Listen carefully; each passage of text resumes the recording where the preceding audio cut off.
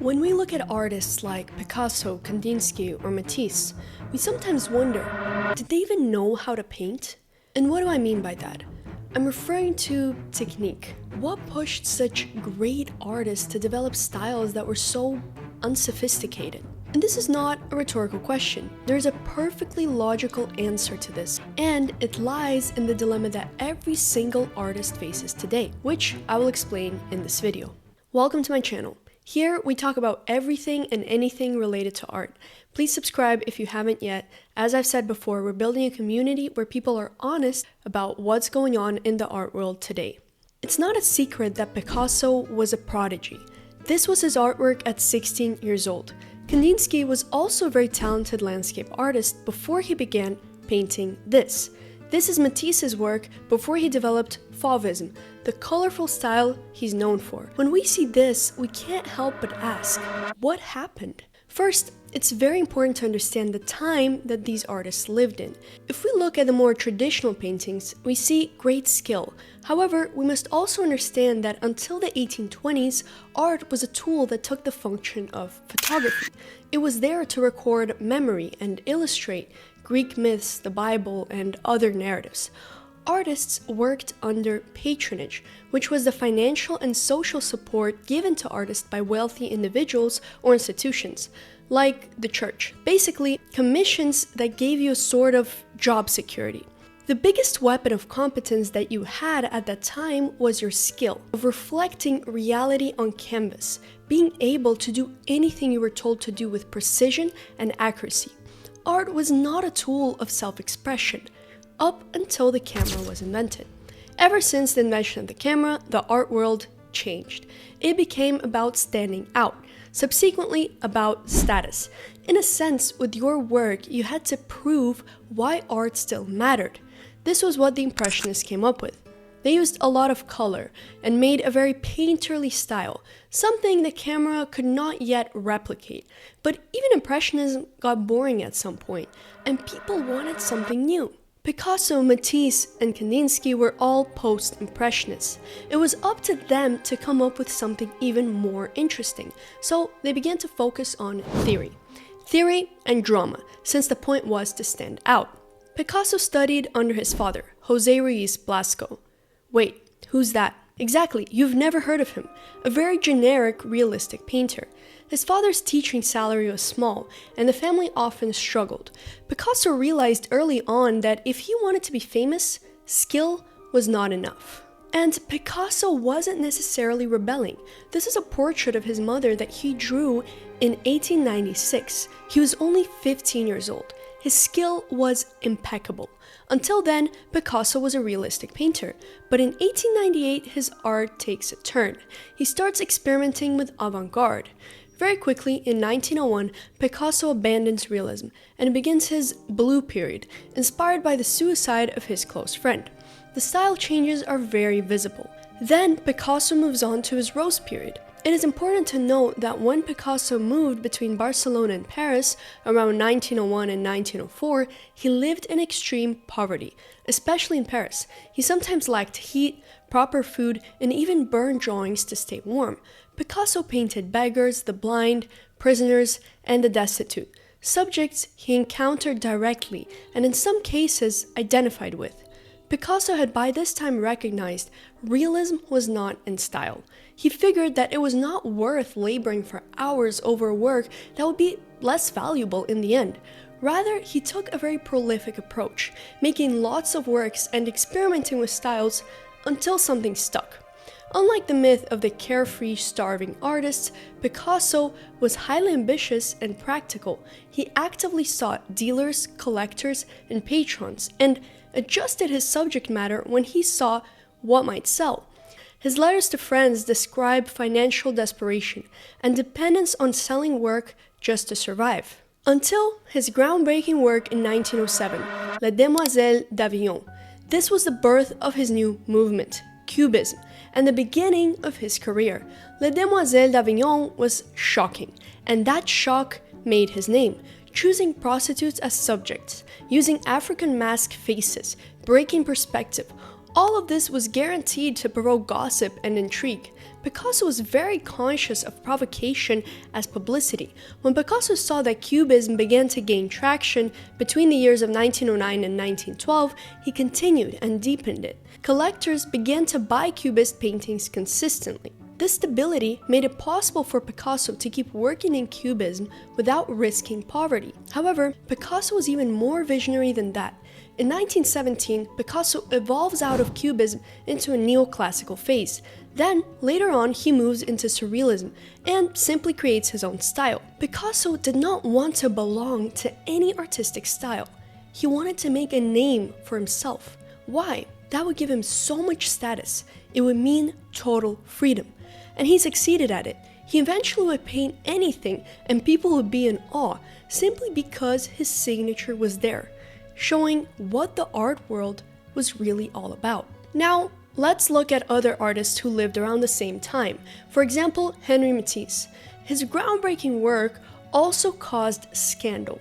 Before Fauvism, Matisse was absorbing multiple trends, but had not yet synthesized his radical voice. In 1905, he painted Woman with Hat, which demonstrated his new and radical style, Fauvism. It's important to note that Picasso was actually inspired by Matisse. His groundbreaking work came 2 years after that. Kandinsky began as a landscape and figurative painter in the late 1890s and early 1900s. He initially studied traditional figure drawing and composition in Munich. Over time, he was influenced by Impressionism, Post-Impressionism, and Symbolism. After graduating in 1900, he achieved moderate success as a professional artist, exhibiting with various avant-garde groups across Europe. However, he wanted to create something new, so around 1910, he created works that no longer depicted recognizable objects and pioneered abstraction. Untitled First Abstract Watercolor is often cited as his first purely abstract painting.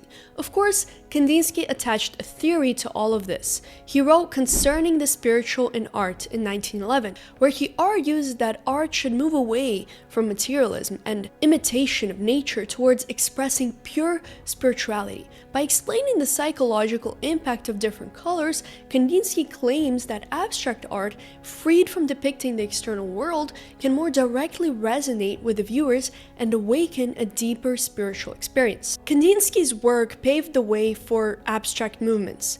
Abstract expressionism with Pollock and Rothko, geometric abstraction with Mondrian and Malevich. Kandinsky also taught at the Bauhaus from 1922 to 1933. Considering all these artists, we see something in common.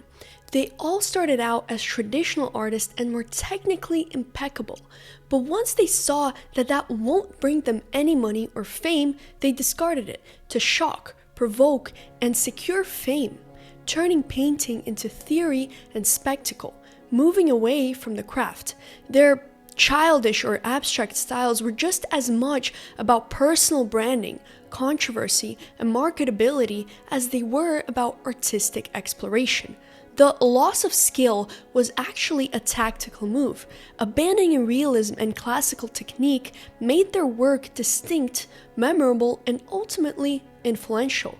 They weaponized degradation. These naive and careless styles became the marker of modernity. One of the markers of postmodernism is that theory is a deliberate market strategy.